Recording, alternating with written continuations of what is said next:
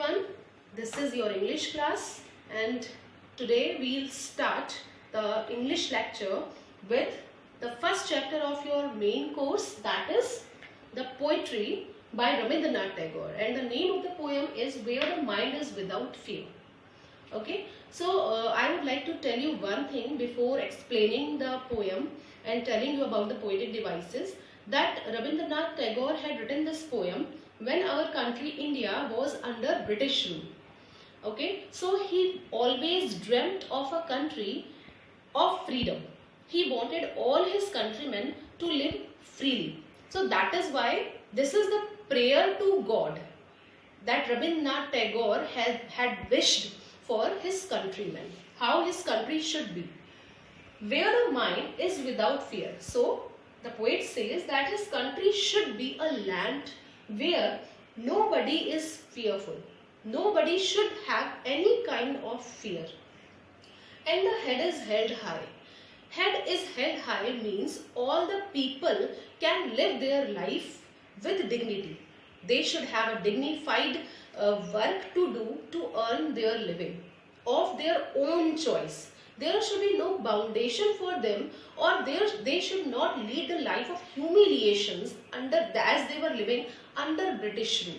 They should live freely and with dignity. Where knowledge is free.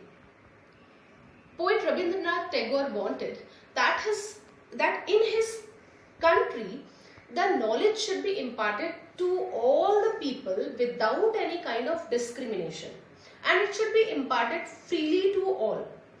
Whosoever deserves knowledge, he should get it free of cost. There should be no fees for knowledge, as it is the quality of human mind that should be imparted freely and impartially. Where the world has not been broken up into fragments.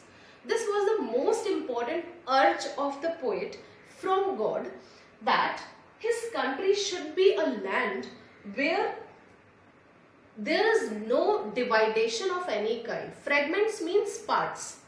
According to the poet, the whole world is one.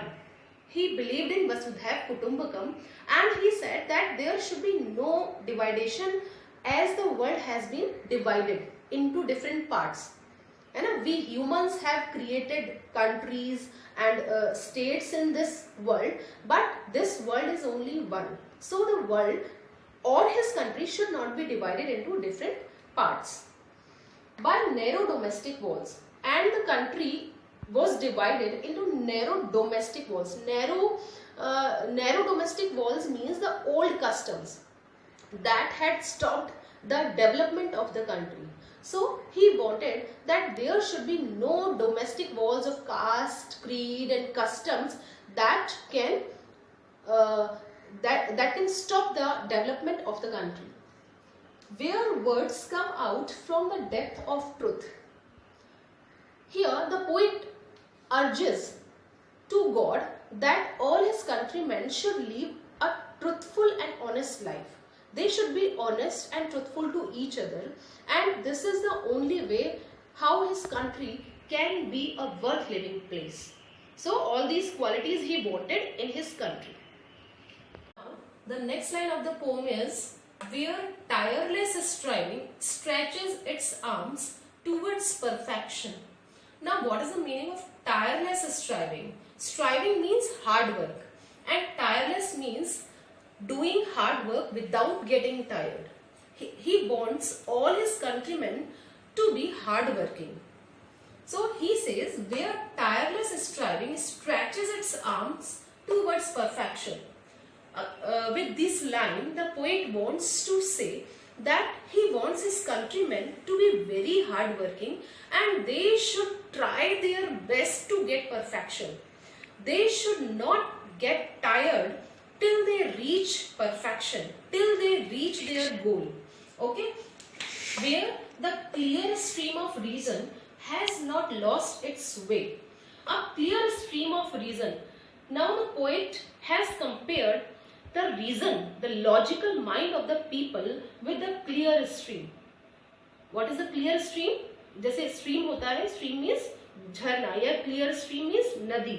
एक नदी जो होती है वो क्या होती है कि ड्रेयरी डेजर्ट, डेजर्ट में जाकर अपना रास्ता खो देती है, वो ड्राई हो जाती है, डेजर्ट में चली जाएगी तो वो ड्राई हो जाएगी। So the poet here, these two lines are connected to each other. Here he says where the clear stream of reason has not lost its way, कि जहां पे लोगों का जो क्लियर स्ट्रीम ऑफ रीजन है, the logical mind of the people जो है, has not lost its way, that is not lost, और वो कहां पर जाकर खो जाता है, into the dreary desert sand of dead habits, and he has compared the dreary desert sand. Desert क्या होता है, एक रेगिस्तान जहां पर only sand is seen there, और उसमें क्या होता है कि अगर स्ट्रीम वहां पर चला जाए, कोई नदी वहां पर चली जाए तो वो सूख जाती है ना, डेजर्ट में जाकर।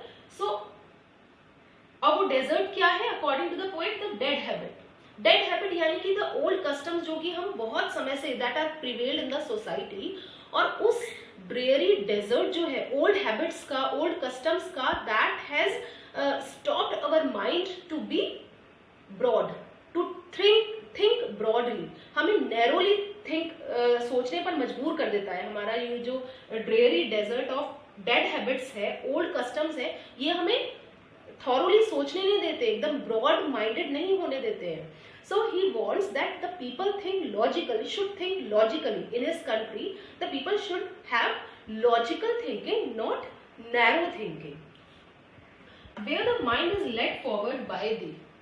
Now, the poet is coming to the end of the poem, and he says that where the mind is led, he wants a country in which all the people believe in God and they follow the instructions of God.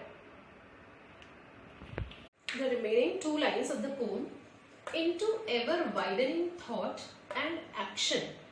Now this is connected to the last line, where the mind is led forward thee, into ever widening thought and action. Now the poet says, when the people will follow the instructions of God, how would they work? How their actions would be? Their actions would be ever widening, है ना। They will, अगर वो भगवान के instructions को follow करते हैं तो how will they work, they will work in a better way, है ना। They will not do wrong works.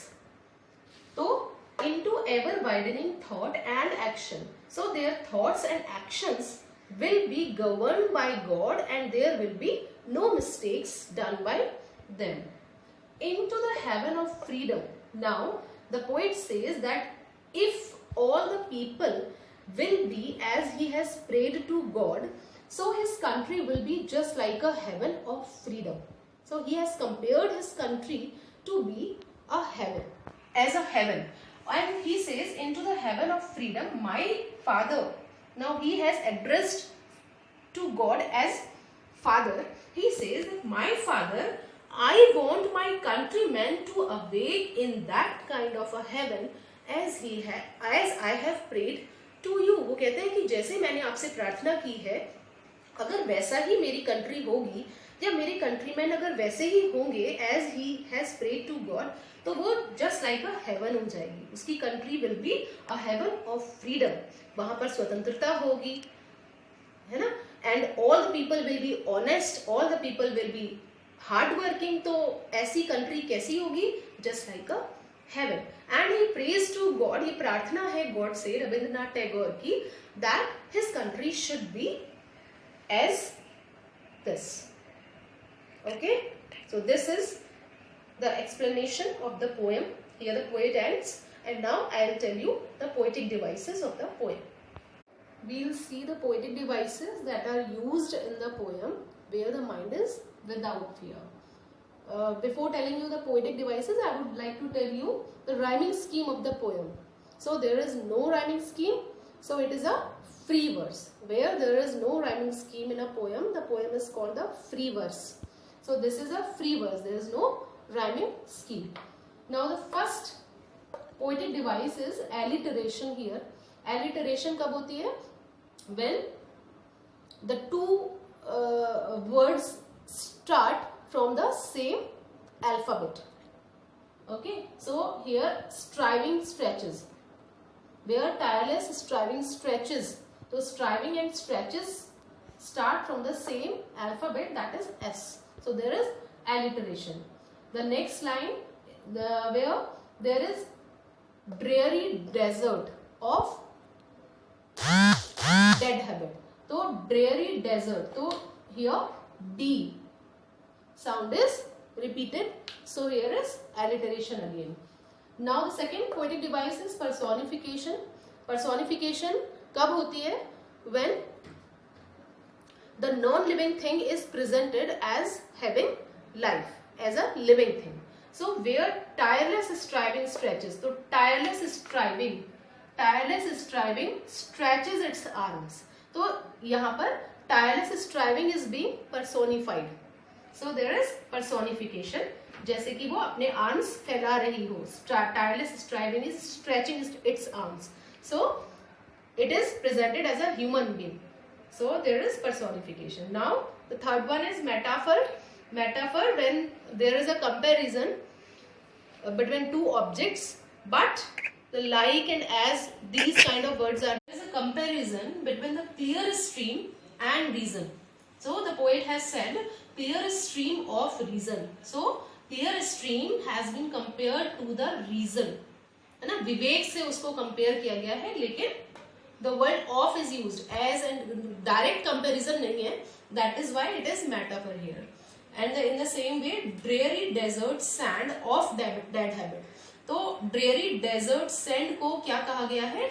Dead habit से compare किया गया है, old customs से compare किया गया है यहाँ पर. But the word like as, these kind of words are not used. That is why there is metaphor here. So these we are done with all the explanation and poetic devices of the poem.